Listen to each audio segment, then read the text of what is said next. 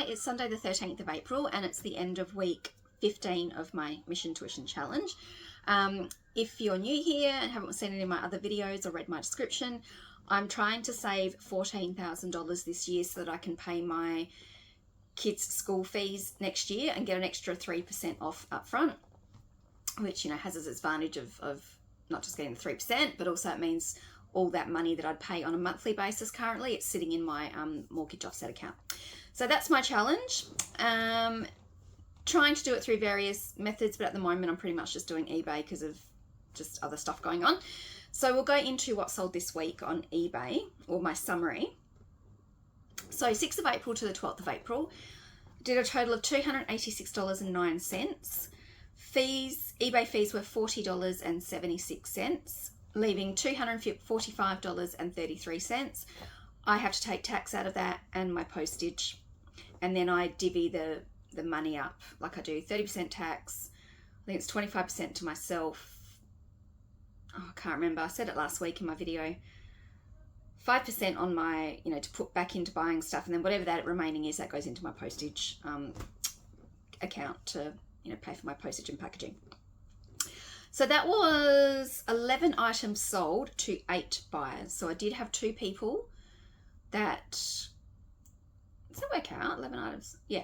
I had 2 people that bought multiple items. So let's get into what those items were.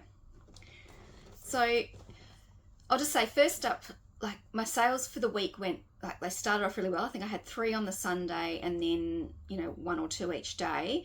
But then the last few days I've sold nothing. I've sent out offers at, continuing to send out the offers at 15 or 20% to try and get those sales going while I've still got that band 5 postage discount. But yeah, no takers on the ones that I've sent out in the last few days. So started off well, but the week kind of flatlined. Anyway, so first up, I sold these vintage Actal Coordinates vintage pillowcases. These were sealed, not opened. Sent out an offer. It was either 10% or 15%. The person contacted me and said, will I combine the postage? And I said, yes, I will. So she took my offer, and it actually came to a total, like the total with postage was $61.87 before the eBay fees. So that was good. Oh, and I paid $3 each for those at Salvo's. Next, I sold this Susie Spoon vegetarian cookbook. I think I bought that one for myself for about $2 or $3, and then ended up just listing it. Didn't list it for very much. Not that great a popular book or good seller. So that was $19.99 including the postage. Next were these Star Wars books. I got those free. I can't think, they might have been from like a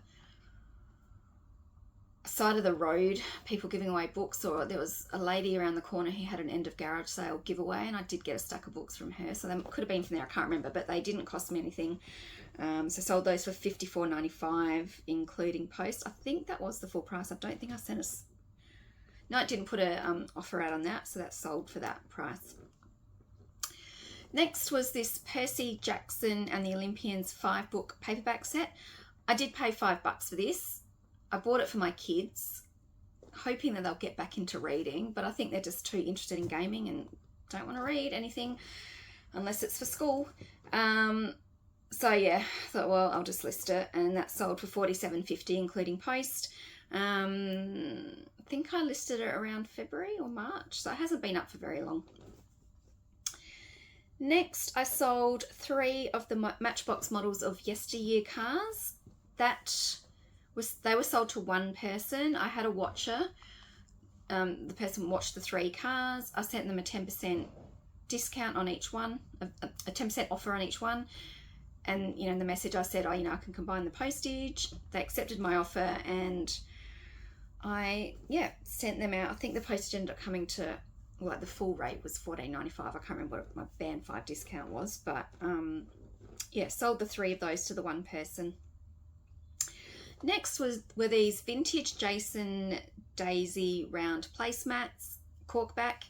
I've bought a few of these over the years. I've had some sell really quickly, And then I've still got some that have been listed for quite a while. So I'm not sure if I'd buy them again, but oddly these vintage placemats do sell. Like, I wouldn't think so, because I don't know who would use placemats anymore.